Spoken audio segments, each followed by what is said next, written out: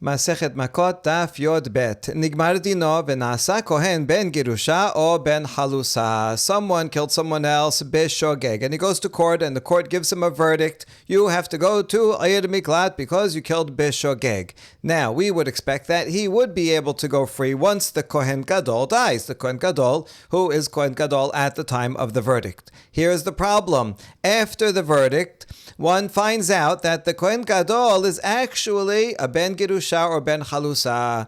Someone comes and tells him, "Oh, you didn't know, but your mother was married and divorced before," which means that that kohen is a halal. He is invalid to be a kohen, and certainly invalid to be a kohen gadol. He was never a kohen gadol at all. So now, what happens to this refugee in Ayir Miklat who killed someone b'shogeg? When does he go free?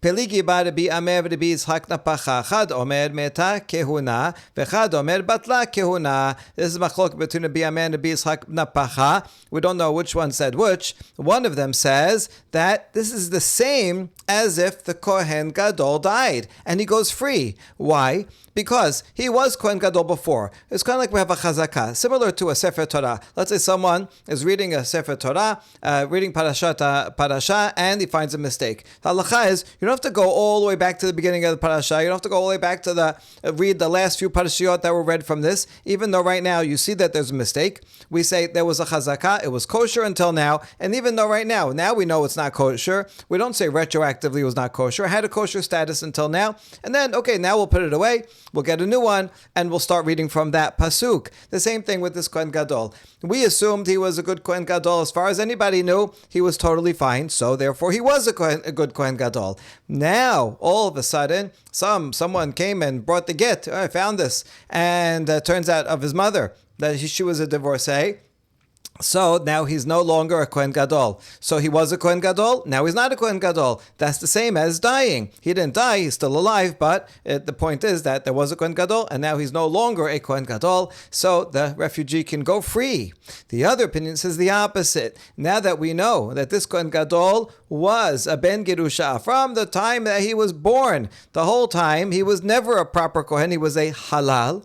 Therefore, retroactively, turns out he was never a Kohen Gadol. That means that this killer b'shogeg, at the time that he got his verdict, there was no Kohen Gadol. And we learned early yesterday that if someone gets a verdict when there is no Kohen Gadol, then he never gets a chance to go free, because only the Kohen Gadol who's around at the time of his verdict, that's the one who has to die. But there was no Kohen Gadol. Now we know. So it's really two totally opposite opinions. One says he goes out right then and there. The other says that he never goes out. Lema biplukta Rabbi Eliezer v'Rabbi Yoshua bakam hipalgeh ditnan.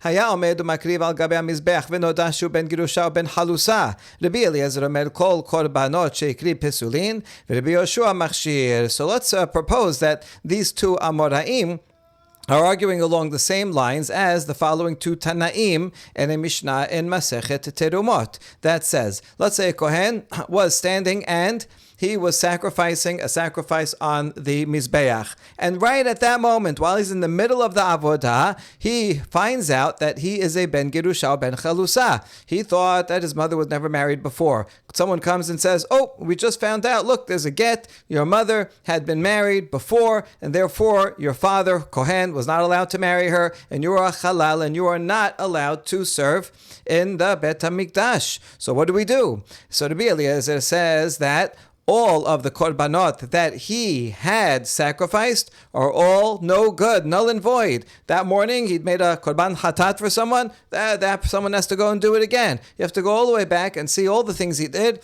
are null and void. Rabbi Eliezer therefore matches up with the opinion that says batla kehuna, that he was never a kohen, and therefore the guy has to stay in Ir Miklat forever. Rabbi Yoshua, however, says machshir. He says all the korbanot that he did before this, an hour ago, yesterday, those are all fine, because we have a chazakah.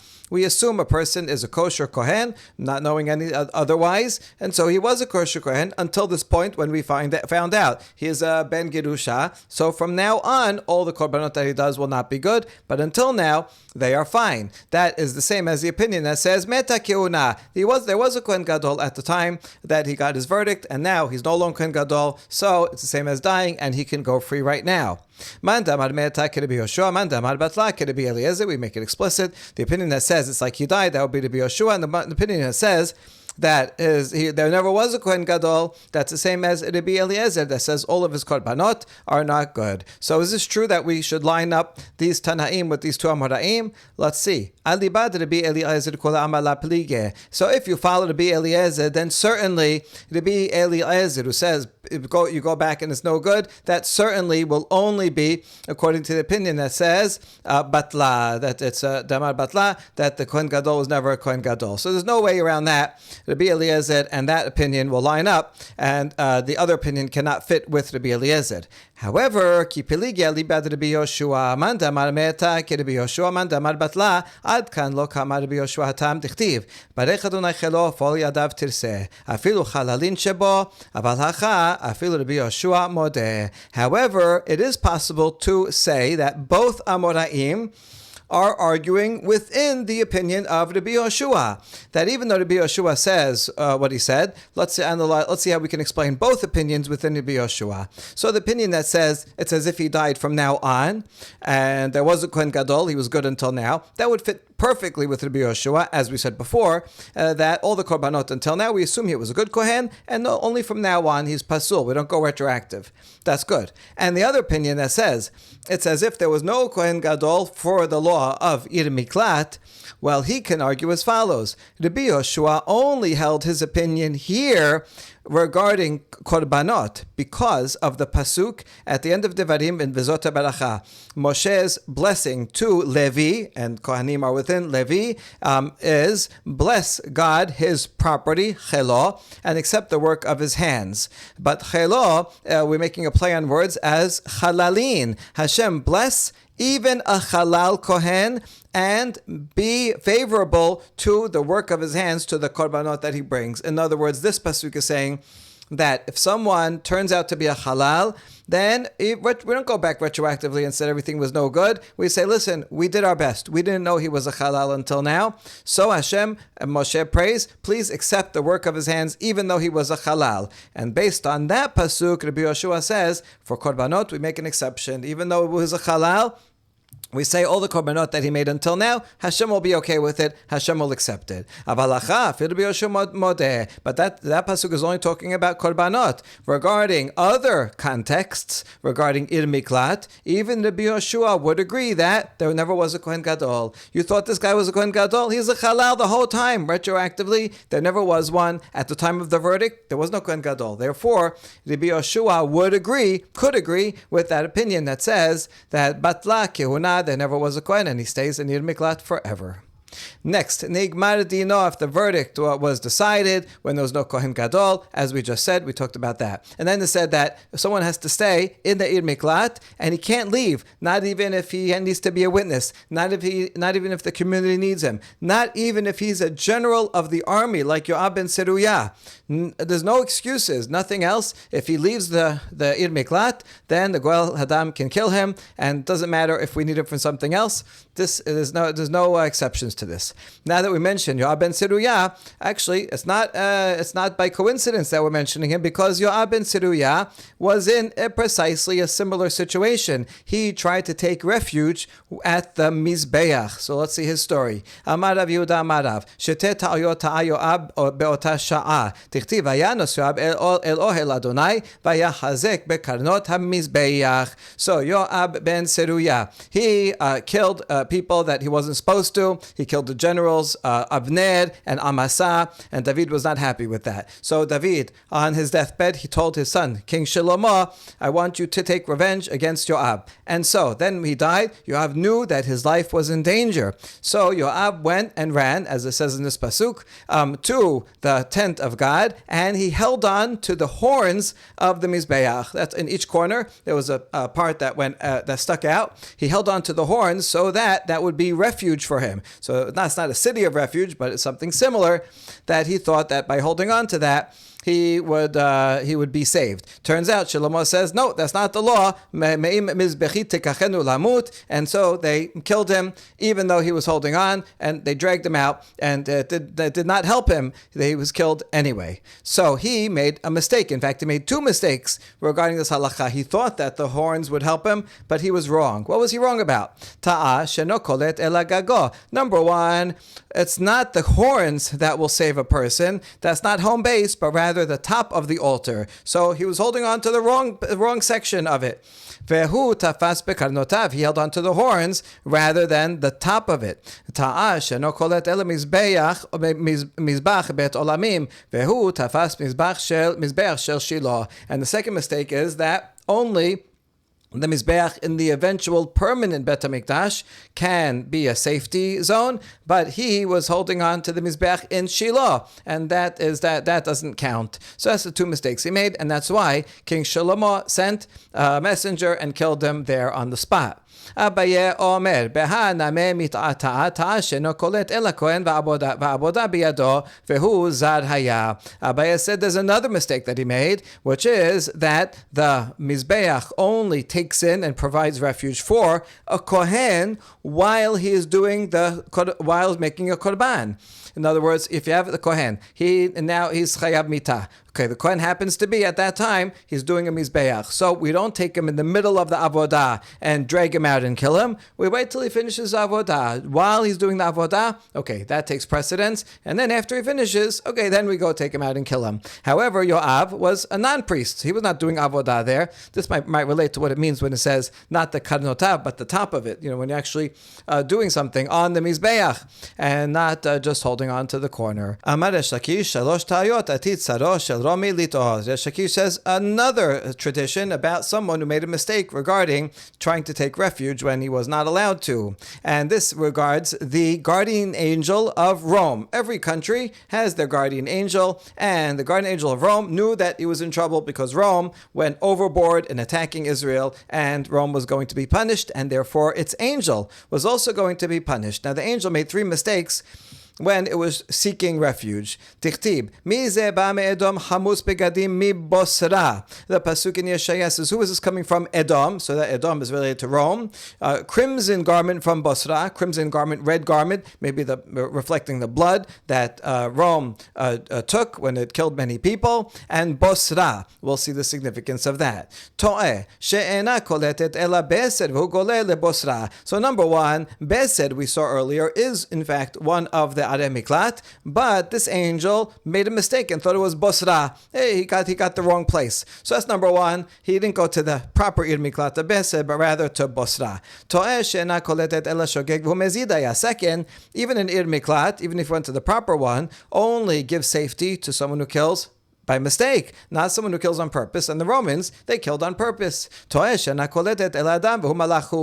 even if it was by mistake, the city of refuge only helps a human being and not an angel. And so he's out on 3 counts, so he got his punishment, whatever that punishment for that angel was. Amar Rabbi Abhu, Arei Miklat lo nitenu likbura, dichtib, umigre shehem yiyu lebehemtan ve'lirchusham, ulchol chayatam, lechaim nitenu ve'lo likbura. Rabbi Abhu says that cities of refuge, you cannot bury people there, as it says regarding the cities of the Leviim. And we saw before that all the cities of Leviim also act as cities of refuge, as long as you go there deliberately, knowing that you're going there for safety. And it says regarding the cities of the Leviim that they get open land all around the city, and the open land should be used for cattle, for property, and for animals to go and graze. That means it's for life. Ulchol chayatam. Chayatam literally means animals, but we're making a derasha to say for all of their life. This should be used for life and not for death, not to put cemeteries all around it. So when people die who live in a Levite city, we do not bury them there. We have to bury them farther away. So that's the law that Rabbi Abhu teaches, but we have a problem. Metibe Shama Shamte Dirato Shamte Mitato Shamte Keburato. We learned yesterday that when someone dies, someone who kills Beshogeg dies before the Kohen Gadol dies, he is buried in the Ir Miklat because the pasuk says Shama, and that means there is where he has to live while he's alive, and there he will die, and there he will be buried. Even in death, he doesn't leave the Ir Miklat until the Kohen Gadol dies, and then we can reinter him. So we have a contradiction because here it says that people are buried in the Ir Miklat, and Rabbi Abu said that people are not buried in the Ir Miklat. So which one is it? And the answer is Roseach Shani Degale Berachamana. Someone who kills Beshogeg is a different story because the Torah, Hashem revealed so in the Torah by saying Shama. So the general rule is for all residents of an Ir Miklat, including the Leviim and anyone else who happens to live there, if they die, they get buried far out of the city, not within the 2,000 amot. However, if it's a refugee who killed Beshogeg, then that person is in fact buried in the city. They are an exception to the rule, although that burial is not permanent. Eventually they move after the Kohen Gadol dies. Keshem sha'ir koletet. Now, the Mishnah taught that just like the city itself protects a person, so too the outskirts, the 2,000 amot, techum, person, the killer b'shogeg, can walk around there and he will be protected. The Goel Hadam cannot get him there. Hold on, we have a baraita that teaches a derasha, that the killer b'shogeg should dwell in it, meaning within the city proper, and not in the tchum, not in the outskirts. So that means the outskirts do not protect. So how do we understand this contradiction? Abaya says, no, there's no contradiction. When it comes to protecting liklot, there the outskirt boundary is fine. The outskirt boundary, he can walk around there and take a stroll, and he will be protected. And when it says that he has to dwell in it, that's to dwell, meaning he can't make a house in the outskirts and live in the outskirts. His house, his residence has to be within the city proper. But if he wants to go for a walk out in the garden within the tchum, then that's okay. We ask, Ladur, tepuk le de enosin sadeh migrash velo migrash sadeh velo migrash ir velo ir migrash. Wait, why would you need to tell me this law that he can't make a house in the outskirts? We already know that halacha from the following law, that one is not allowed to turn a field into open space or open space into a field for a Levitical city, and you cannot turn the open space into a city, meaning you can't put houses there, and you can't take an area that is for residence and turn it into an open space. The cities of the Leviim have to have a nice ratio between residential areas, fields where you could plant things, and open spaces that are just to look beautiful. So you need the proper ratio, and you can't turn one into another. So we already know from this halacha that nobody is allowed to make a house in the open space. So then nobody can do that. So you don't need to tell me that a shogeg, a killer b'shogeg, also can't do that. I already know it. Amar Rav Sheshat, la nisracha ela lemechilot. Rav Sheshat says, no, I need this halacha that we have above here for tunnels. What if someone wants to live under the open area? That's outside the city proper, in the outside space. He wants to make a tunnel. He wants to make a havel underground. Well, according to the halacha, for everyone, that's okay, because he's not taking away from the field or from the open space. He wants to live underground there. That's it. That's no problem with that. However, regarding the Ir Miklat, that would be a problem. That's why we need this teaching to say that the refugee has to live within the city proper, and he cannot live in the outskirts, not even if he makes a hole underground. No, that won't protect them. So he can go out there for a walk, but he can't live there. The next part of the Mishnah said, Roseach she'asa chutz latechum. What if someone who kills Beshogeg leaves the Ir Miklat? So then, what is the possibility or responsibility of the Goel Hadam? So we saw the Mishnah mentioned Makkot, and we're going to elaborate on that Makkot here in this baraita, Tenu Rabbanan. V'rasach Goel Hadam et harosech. The pasuk says that if he leaves, then the Goel Hadam kills the killer. He kills the person who killed his relative, b'shogeg. So this verb, v'rasach, we're going to have to analyze it. So we see that there's two opinions. Mitzvah biyad goel hadam, and goel hadam, reshut biyad kol adam, diber Rabbi Yosef HaGalili. Rabbi Yosef HaGalili says that the goel hadam has a mitzvah to kill the goel hadam. He should do it. He's supposed to. If there's no goel hadam, then anyone else can kill him, but it's totally optional for other people if they feel like it. They have no mitzvah mitzvah to do so. Rabbi Akiva Omer, Reshut biyad kol adam v'chol adam chayavin alav. Rabbi Akiva lowers everybody one level and says that the kol adam, he can if he wants. He doesn't have to. If he feels like it, he can. If he doesn't feel like it, there's no mitzvah. And for everyone else, they are not allowed to kill the killer b'shogeg, and if they do, they will be liable to murder. My tamad Rabbi Yosef Galili, miketib im rasach, Rabbi Akiva miketib yirsach. So what's the source of Rabbi Yosef Galili? He'll say, does the pasuk say im rasach? And if the goel hadam kills the roseach, meaning like it's optional, and if he wants to, he can kill. It doesn't say that. It says virasach. So Rabbi Yosef Galili takes the word virasach to be a command. You should kill the goel hadam. You must do so. It's a mitzvat aseh. Rebbe Akiva, however, says if it was going to be a command, it should have said yirsach, and he will kill him. He shall kill him. You must do so. Virasach is more like a narrative, and he kills him, meaning he can kill him, but he doesn't have to. So virasach is a kind of in-between language. It's not quite a conditional if he wants to, but it's not quite as strong as a command, and that's why there's a machloket about it. Amar Mozdut Rabbar Tovia Amarav Roseach sheyasa chus latechum umsogo el adam b'harago neherag alav. Now we have a totally different opinion of Rav that says that if a killer b'shogeg leaves the techum of the Ir Miklat and the Goel Adam finds him and kills him, the Goel Hadam is liable for murder. The Goel Adam is not allowed to kill the killer b'shogeg. Keman, look at Rabbi Yosef Galili, look at Rabbi Akiva. Who is Rav following? It's not Rabbi Yosef Galili who says it's a mitzvah. It's not Rabbi Akiva who says it's reshut. Here it says he's not allowed. And the answer is Huda Marki Haitana. Rav is following the following. Tana Rabbi Eliezer, who says in this Baraita, the Tanya Rabbi Eliezer Omer, Ad Omdol Ifnei Ha'eda La Mishpat. Matamud Omar, the pasuk says that he remains. Look at the pasuk inside.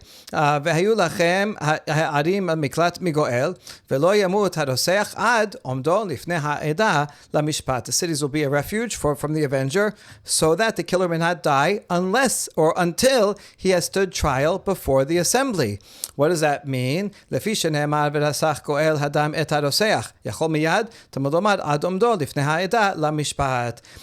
So because the other pasuk says that the Goel Hadam will kill the killer, I might have thought immediately, as soon as he steps out, he can just go and kill him. That's why this pasuk says no. Only until and after he stands trial as judgment. There's a couple of different interpretations here, but we'll follow the Ran, who says that this means that he already went to trial to say he killed Bishogeg. Now he's in the Ir Miklat. The second he steps out, then he has to be brought to trial again. And so you bring him to trial, and they say, oh, we saw he stepped out of the Ir Miklat, and therefore the Goel Adam brings him to court and says, therefore I can kill him. And then they'll look into it and they'll see, oh, let's see, did he step out on purpose? Did he step out by mistake? We're going to see that discussion in a minute. And they will adjudicate the case, and they will say, oh, you're right, he stepped out, okay, you can kill him. Only after the judges decide that the Goel Adam can kill him, then he can kill him. Otherwise, not so. Which would mean that would really actually be quite hard for the Goel Adam to ever kill the Rotzeach, because it's a long process to take him to court and all that. In the meantime, he could probably get out and run back to Ir Miklat. But then maybe that's the very point of Rabbi Eliezer, to make sure that the Goel Adam, we want to put an extra fence so that the Goel Adam doesn't actually kill him, because the Torah, we know, does not really want the Goel Adam to kill the killer who killed only Bishogeg. But Rabbi Yosef Rabbi Akiva, hi, Ad Omdo Lifnei Ha'eda La Mishpat Ma'idar Shibeh. That Rabbi Yosef and Rabbi Akiva, who say that the Goel Adam can or even should kill him right away, and he doesn't have to go back to court. What are they going to do with this pasuk that one only gets killed until and only if he stands before the congregation for judgment? ההוא למבעלה לכדתניא רבי עקיבא אומר מניין לסנהדרין שראו אחד שהרג את הנפש שאין ממיתין אותו עד שיעמוד בבית דין אחר תלמוד לומר עד עומדו לפני העדה למשפט עד שיעמוד בבית דין אחר. We need this for what is taught in the Baraita, where Rabbi Akiva himself says, how do you know that a Sanhedrin saw a murder? The Sanhedrin is sitting there, you have 23 judges, they're all sitting there, adjudicating a case, whatever, or between cases, and right in front of them, they see a guy run up and stab someone else. They saw the murder themselves. You would assume that the Sanhedrin, right then and there, can say, well, we saw the murder. We don't need witnesses. We're the witnesses. And they could just judge him for the death penalty, but not so. They cannot kill him. They have to bring that guy to a different bet din, not the one that actually witnessed it themselves, to adjudicate there. How do you know that that's true? Because it says ad omdo, until they stand before the congregation for judgment, until they stand before a different one. The problem is that those judges themselves are witnesses. They saw this bloody thing happen, so they can stand as witnesses, but a witness can't then go and be a judge also. You need a third party that is independent, that will be able to be fair, and they just saw this guy, and I'm sure they have all kinds of feelings, and they're testifying as witnesses, so they can't do double duty and also be the judges. And that's what we learned, that you don't kill him, even if he did the crime in front of the judges, in front of the Sanhedrin. You don't kill him until he goes to another court. So that's what Rabbi Akiva does with that pasuk. Tanur banan, im yaso yaseh ha'roseach en li ela b'mezid b'shogeg minayin tamod omar im yaso yaseh mikol makom. A braita about, does the guy, the refugee, what if he leaves? The pasuk regarding his leaving says, if the murderer emerges and goes out of the Ir Miklat, then the blood avenger can kill him. So I only know if he leaves on purpose. He knows he's leaving, and he says, I don't care, I'll take my chances. I want to go for a drive. So if he goes purposefully, then for sure the Goel Adam has a right to kill him. But what if it's by mistake? He's walking, he thought he's still in Tchum, but he miscalculated, and turns out he's outside the Tchum.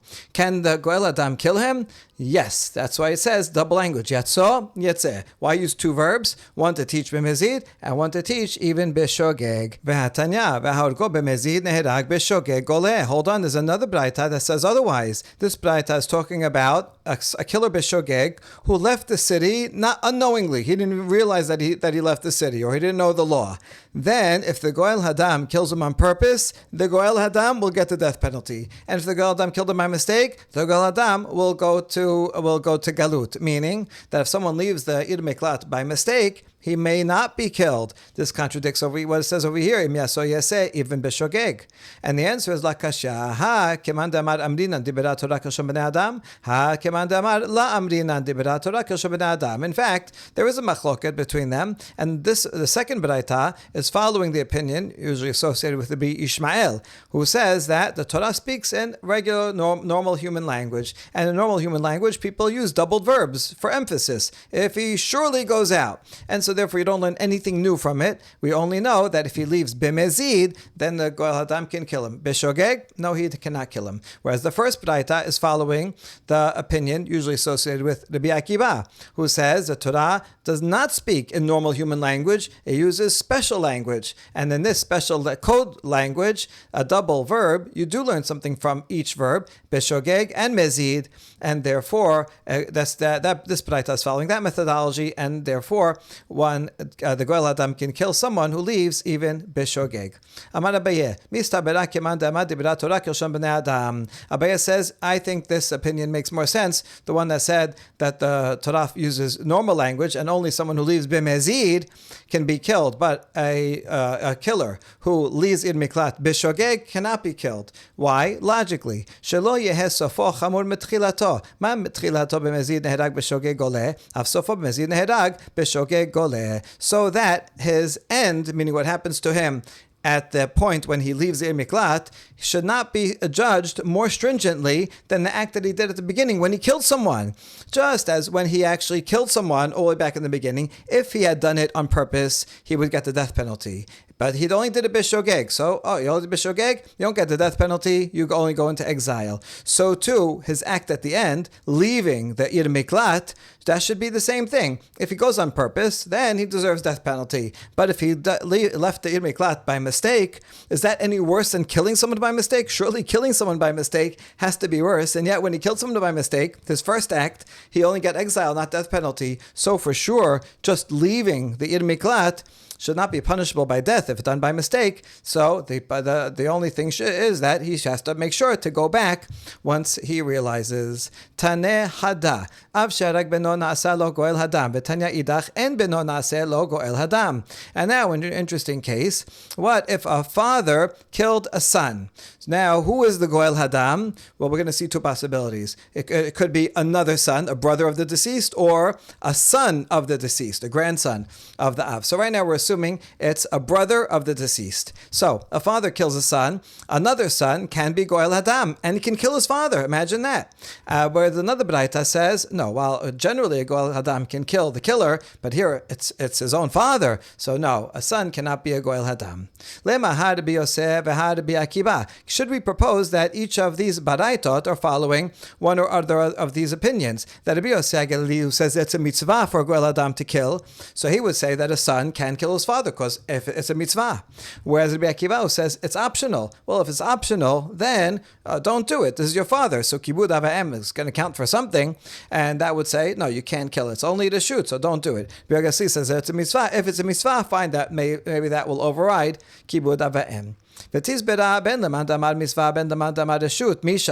But now we reject this and say, no, in fact, whether you follow Biosegeli or Rabbi Akiva, whether you say it's a mitzvah or to shoot, could it ever be possible for a son to kill a father? We can compare this to the laws of giving capital punishment. Ha'amar Rabba bar Rav Huna, v'chen tana de Rabbi Ishmael, lakol en haben na'aseh shaliach laviv lakoto u'lakilalato, chutz memesit sharem ratorah, lo tachmov lo techaseh alav. After all, this Beraita, in the name from the school of Rabbi Ishmael, taught that a son cannot be a messenger of the court to punish his father, not to hit him if the father did something that deserves lashes, and the court says you deserve lashes. They get someone to give lashes, but the son of that criminal cannot be the one to do it, nor can the son be the one to excommunicate him, and certainly the son can't be the one to kill his father. And here it is a mitzvah because mitzvah he deserves capital punishment, and yet the son doesn't do it. The only exception where a son could kill a father is if the father was diverting people to avodah zarah. There, the Torah says, do not spare, do not conceal, do not have any chemla, do not have mercy on them. Okay, so there, we want to make sure to kill the person who incites people to idolatry. But otherwise, even though it's mitzvah, it's not allowed. So therefore, both of these, even the Biasei Galili would say, no, a son cannot kill a father, even though it's a mitzvah. He can't give capital punishment, and so also he cannot be Goel Hadam. So rather, everyone agrees that a son cannot be Goel Hadam. Ela lakashya habibno veha ben beno. Rather, the two Baraitot are talking about two different Goel people who are Goel Hadam. The one that says it's prohibited, that's talking about the son of the father. The son cannot kill his father. But the one that says it's permitted is talking about the grandfather. So this is his grandson. The father killed his son. Now the Goel Hadam is the deceased's son, who is the grandson of the murderer. A grandson, although is somewhat required to kibud avayim, but not at the same level of a father, and therefore, in that case, the grandson is permitted, that's what that Braita was talking about, to kill his grandfather in order to avenge the death of his own father. Next Mishnah, Ilan shu omed betoch hatechum, benofo noteh chutz hatechum, or omed chutz hatechum, benofeh noteh betoch hatechum, hakol holech achad hanof.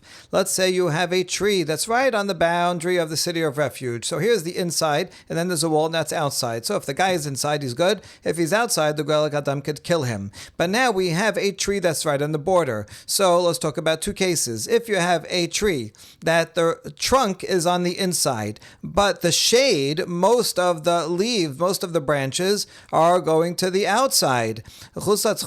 Or the other way around, if the trunk is on the inside and most of the branches in the shade are bent towards the inside. So what do we do if someone is either under the shade or at the trunk? And the rule is everything follows the boughs. Everything follows the shade. So this will have a number of consequences. Let's talk about this case that we have in the picture here.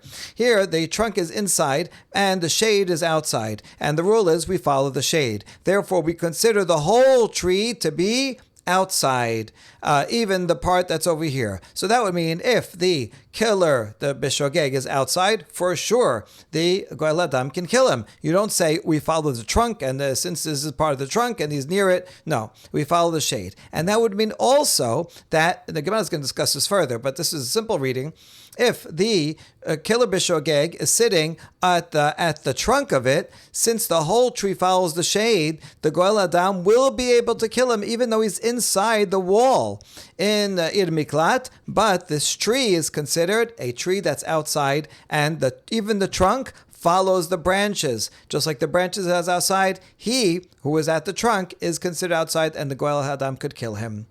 Let's say the other case, the other way around. If the trunk was on the outside and the branches were on the inside, then again we follow the branches. So if he's on the inside under the branches, for sure he's good. He's safe. If he's at the trunk, that trunk follows the branches. And since the branches are inside, the trunk is considered part of inside. So even though technically he's outside the wall, he is protected because he follows the branches, and the Goel Hadam would not be able to kill him. That is the Mishnah. Urminhi, Ilan shehu omed betoch hapenim venote lachus, o omed bachus venote lifnim, mikeneged hachoma v'lifnim kilifnim, mikeneged hachoma v'lachus kelachus. Now we have a contradictory source from Mishnah and Maaser Sheni. So here we're talking about inside. This is not a city of refuge, but rather the city of Jerusalem. If you have Maaser Sheni produce, the law is, if you're outside, you can redeem it for money. If you're inside, you cannot redeem it for money, but you can eat it. But on the inside, you can eat it and not redeem it for money. On the outside, you can redeem it for money, but you can't eat it. So there's a kula and a chumrah, both inside and outside. Now, we have a tree, also, just like in this case, and this Mishnah says, if the tree is on the inside and the shade is on the outside, or it's outside on this side and the shade is on the inside, we don't care where the tree is. Rather, we follow the wall. And we make the wall as if it rises up all the way. And any part of the tree that is on the inside half of the wall, that's like inside. And any part of the tree that's on the outside is considered outside. We don't follow the trunk. We don't follow the shade. Rather, we imagine as if you're cutting the tree right through the middle. In other words, the tree makes no difference at all. So why would this be? That for the law of Ir Miklat, we follow the shade, but for the law of Maaser Sheni, we follow the wall. And the answer is, Maaser Are Miklat Karamit. Are you bringing a contradiction between two different areas of halacha, Maaser and Ir Miklat? Maaser bechomat talat rachamana, Are Miklat bedira talat rachamana. Benofo mitadadle, bikarola mitadadle. When it comes to Maaser Sheni, it says, the pasuk says you have to come into the walls. It's the walls. It's being physically in the city. That's what it says. Outside the wall, you can't eat it, but you can redeem it for money. Inside the wall, you can't redeem it, but you can eat it for money. It's all about being inside the wall. However, for Ir Miklat, the Torah says that he will dwell there. So it has to do with dwelling. Now, branches that provide shade, that's called dwelling. A person dwells under branches. A person does not dwell at a trunk. The trunk does not offer shade and protection. And that's why for Ir Miklat, it's a different story. We follow the branches, and if the branches are outside, then we consider the whole tree to be outside, even the trunk. And the other way around also, if the branches are inside, we consider the whole tree to be inside, even the trunk. The whole thing follows the branches and not the wall. So that's very clear. Good, we answered that question. Now a new question. This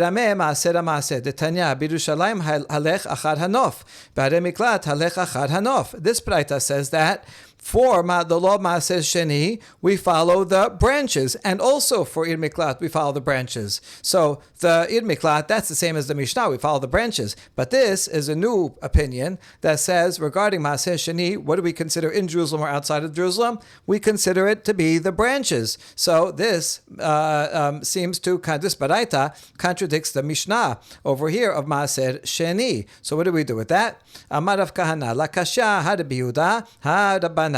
Rav Kahana says this, Baraita over here is the opinion of Rabbi Yehuda. Rabbi Yehuda thinks that the laws of Ir Miklat and Maaser Sheni are the same, whereas the Mishnah is the opinion of Rabbanan, and so that's where the Rabbanan say that the tree doesn't matter. We only follow the wall, and the laws of Ir Miklat and Maaser Sheni are different. Detanya. And how do we know that Rabbi Yehuda has a different opinion? Well, he spells it out over here. Rabbi Yehuda Omer, B'me'ara holech achar pitcha, Beilan holech achar nofo. When it comes to a cave, we follow the mouth of the cave. In other words, let's say there's a cave in Jerusalem. The opening of the mouth of the cave is in Jerusalem, and then you go in the cave, and the cave might be very long, big, and tunnel that goes for miles, and it goes even outside, underground. It goes outside the boundaries of the wall of Yerushalayim. In that case, you follow the entrance. It doesn't matter where you are underground, it's only the entrance. It's kind of like when you put Waze and you go in a tunnel, it doesn't know where you are in the tunnel. It only remembers that where you were when you entered it. Same thing. The whole tunnel is like the entrance. So if the entrance is in Jerusalem, then you can eat Maaser Sheni anywhere in that cave, and you can't redeem it. And whereas if the opening of the tunnel is outside of the city of Yerushalayim, even if the tunnel goes all the way under Yerushalayim, into Yerushalayim itself, you follow the opening, and therefore you cannot eat it anywhere in that cave, but you could redeem it. Okay, that's the law of tunnels. Be'ilan, regarding a tree, everything follows its branches. So here we go. See, the Yehuda says we follow branches for Maaser Sheni, just like Ir Miklat. All right, that's the answer that Rav Kahana offers. However, we challenge it. Emor deshamat le Rabbi Yehuda gabe Maaser lechumra. We know that Rabbi Yehuda, when he says follow the branches, that is always a stringency. But regarding Ir Miklat, is he really going to say it always in all cases? So let's see how it works regarding Maaser Sheni, where it's going to be for stringency. עיקרו בחוץ ונופו בפנים, כי הכי דבנופו למעשה פריק, ועיקרו נמי למעשה פריק. If the trunk is outside, but the branches are inside. So we said we follow the branches, right? So you follow the branches. So just like under the branches, you cannot redeem it because the branches are inside Jerusalem. You have to eat it. So too, if you happen to be sitting at the trunk, even though it's outside the walls, it's like you are inside and you are not allowed to redeem it. So there's a stringency involved here. And the other way around is also a stringency. If the trunk is on the inside and the shade is on the outside, so we follow the shade. That means the whole tree is like on the outside. Just like if you're under the branches, which are outside, you cannot eat it. You have to redeem it. If you redeem it, then you can eat it, but you cannot eat it without redeeming. That's a stringency, and we apply that inside also. Even though you're technically inside the walls of Yerushalayim, but where the trunk follows the branches, and so one cannot eat it without redeeming it. And so we see this makes sense regarding Maaser Sheni. There will be a stringency both ways, because in the law of Maaser Sheni, there's a law that's stringent inside and outside. Inside, you're not allowed to redeem it. Outside, you're not allowed to eat it. Good. So that's what the Yehuda would say regarding Maaser Sheni. Ela gabe are miklat bishlama ikaro bachus v'nofo bifnim ki echi b'nofo lamasil katile b'ikaro nami lamasil katile. So regarding are miklat, we understand the case well when the trunk is on the outside and the branches are on the inside. So we follow the branches, and just like under the branches, the Goel Adam cannot kill him. So too, if he's sitting at the trunk, even though the trunk is outside the walls of the Ir Miklat, nevertheless, the Goel Adam cannot kill him. So yes, for sure the Yehuda would apply the rule in this case because it's a stringency. Telling the guy you cannot kill him, that's a stringency. Fine. That would make sense. But think about the other case. If the trunk is on the inside and the branches are on the outside, so are you really going to say,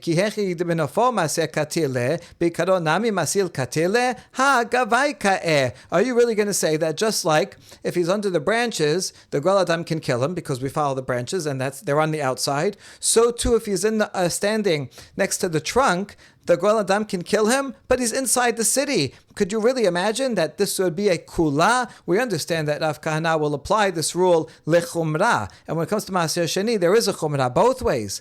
But when it comes to Ir Miklat, in this case, there's no chumra, it's only a kula. So are you really going to take this so far as to say that the killer, is in the city? He just happens to be leaning on a trunk of a tree, and the tree, its branches go to the outside. You're going to say, you follow the branches, and the Goel Hadam can come and kill him, even inside the city? No, it can't be that Rav Kahana would apply this to such an extent. Amar Rava, beikaro kule amala pligi de la masil katil. So Rava revises this and says, no, in fact, you're right.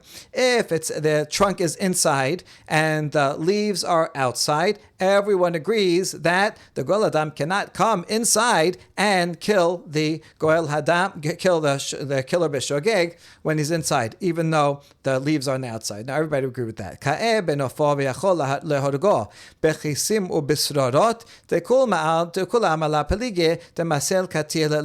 Now, if he is outside the city, under the branches of the tree, and the Goel Adam is nearby, but the Goel Adam can kill him from far, with arrows or with pebbles, everyone would agree that that's permitted, including the rabbis and Rav Kana, because in that case, listen, the Goel Adam, he is not under the tree himself, he is standing from outside, and so therefore this guy, he is technically outside the walls, and even the branches are also outside. So no matter what, he's outside the walls and the branches are outside, and you follow the branches. So for sure, the Goel Adam would be able to kill him if it was with arrows. So that case is also agreed upon by everybody. Ki pelige b'meheve ikaro darga lenofo. Mor savar have ikaro darga lenofo. Mor savar la have ikaro darga lenofo. The machloket is only in the same case where the trunk is on the inside and the branches are on the outside, and the killer is under the branches on the outside. The question is, can the Goel Hadam go and step on the trunk in order to be able to reach the killer and kill him by hand-to-hand combat? So, whether you can use the trunk as a step for its boughs, so Rabbi Yehuda says that yes, you can do that, because that's the application of his rule that the trunk follows the branches. Now, if the killer was at the trunk, no, that's inside the walls. So no, he would not say that you can apply this likula in that case. However, if he's outside, so he's outside the walls, and the branches are also outside the walls, so he's considered outside. And since we use the rule that the trunk follows the branches, and the branches are outside, so too the trunk is like outside, therefore we allow the Goel Adam to climb up or step on the trunk in order to physically stab the killer. That Rabbi Yehuda says is allowed. Whereas Rabbanan say, no, we don't say that. We don't follow the rule that the trunk follows the branches. Rather, the trunk is inside, so that's off limits. That's inside. You can't do that. If you want to shoot an arrow at him, you could do that, but you can't go and step on the trunk itself in order to get to the killer. So that is the machloket. So we limited the machloket much more, and that solves the problem that we had before. Rav Ashi Amar, Mai achad hanof, af achad hanof. Rav Ashi disagrees with Rava's interpretation of Rav Kahana, and he says, what does Rav Kahana mean when he says we follow the branches? What he meant is we also follow the branches, meaning we follow the trunk or the branches, whichever one will be stringent. Therefore, in the case of the Ir Miklat, we follow whichever one will be stringent. If you have a case like we have in our picture here, where the trunk is on the inside and the branches are on the outside, according to Rava, he thought that we only follow Rava's interpretation of Kana. He thought that meant we only follow the branches, and since the branches are outside, it's like the guy's outside, and the killer b'shogeg can be killed outside. Rav Ashi says no. It means we follow also the branches, also means and the trunk. And in this case, since the trunk is inside and the branches are outside, well, if any part of the tree is on the inside, that will protect the killer b'shogeg. So here, even though the branches are on the outside but the trunk is on the inside, so Rav Kana says we also follow the branches. Also means and we follow the trunk too. Therefore, this tree, since the trunk is inside, will protect the shogeg, and the Goel Adam cannot kill him. And that would be true certainly if he was on the inside by the tree trunk. And that would also be true the other way. If the trunk was outside and the branches were inside, then the also could not be killed because, well, there everybody would agree that since the branches are on the inside, then we follow the inside and the trunk would even follow the inside. So everybody would agree in that case, but it's this case where Rav Ashi says we follow not only the branches, but also the trunk, and therefore we follow the stringency of either the branches or the trunk. Next Mishnah, Harag be'ota ha'ir golem mishechuna lishchuna uben levi golem me'ir le'ir. Let's say someone already was in Ir Miklat. He already lives there. Maybe he was already a killer b'shogeg, and so he's in the Ir Miklat. And then, while he's living in the Ir Miklat, he kills someone b'shogeg. So he's already in Miklat. So where is he going to go? And the answer is he still has to go into exile, and he has to move from one neighborhood in that city to a different neighborhood. neighborhood. He has to fulfill going into exile, be uprooted from his normal place, and go somewhere else within the same city. And that's true also for a Levi. A Levi lives in a Levite city, so he's already there, and that's an Ir Miklat. Let's say the Levi kills by mistake, then he has to leave that Levite city and go to a different Levite city. So the point is that even though they're already in an Ir Miklat or a Levite city, still they have to move either to a different neighborhood or to a different city. Tenora banan vesamti lecha makom vegomer. So here is from Pesukim and Shemot, where Hashem tells Moshe, I will appoint for you a place where he may flee, someone who kills b'shogeg. Vesamti lecha bechayecha. From the fact that Hashem tells Moshe, I will put for you, that means even in your lifetime. Now, they're not in the land of Israel yet, so they didn't designate the 3 cities, and we already said that the 3 cities on the other side of the Jordan don't take effect until then. And so the 40 years in the desert, they don't even have any of those cities. So what happens during the 40 years in the desert if someone kills by mistake?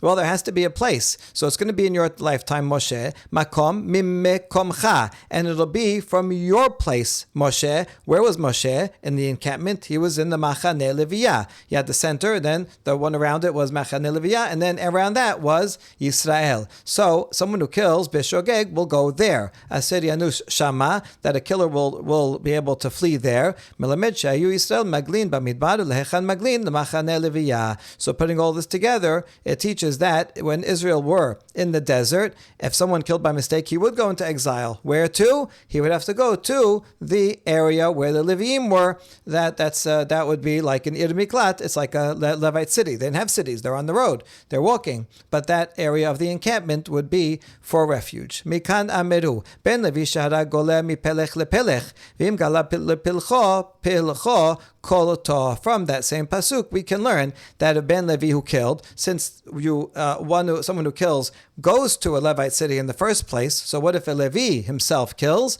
Well, then he'll have to go from one Levite city to a different Levite city. And let's say he stayed within his own city. Okay, b'diavad, that's okay. Really, he should go into exile and go to another area altogether. But if he remains within the same area, then he still will be protected. Amar Rav Acha b'red Rav Ika ma'ikera ki be'ir miklato yeshe be'ir shekelatato kevad. And what's the proof that he can even remain within his own city and still be protected? Because the pasuk says in Midbar that in his city of refuge he shall dwell. It's already his city of refuge, right? It's already a refuge city, and he's staying there and dwelling in the same city. Still, that remains a city of refuge, even though really lechatechila he should fulfill going into exile and go to another city altogether. But if not, it still will offer him refuge. Baruch Adonai Leolam. Amen ve'amen.